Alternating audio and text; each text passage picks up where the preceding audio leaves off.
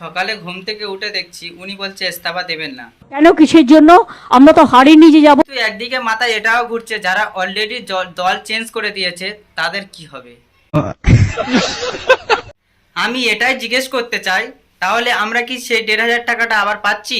এর মধ্যে যারা বাকি রয়েছেন সবাই যুবসাথীর টাকা পাবেন। কিন্তু এটাও ভেবে হাসি লাগছে, যারা ওনার হয়ে গান করতো তারা অলরেডি পাল্টি খেয়ে গেল। चीटिंग चीटिंग चीटिंग करता है तू। কেউ কেউ তো আবার হাওয়া বদলের সাথে সাথে বাবা করতো বিজেপি, নিচে করতো টিএমসি, কিন্তু আবার যেই বদলে গেল, বাবা করতো বিজেপি, দুঃখের কথা তুলে ধরে আবার সেই বিজেপিতে চলে এলো। এসব দেখার পর কিটকিটিও লজ্জা পাবে।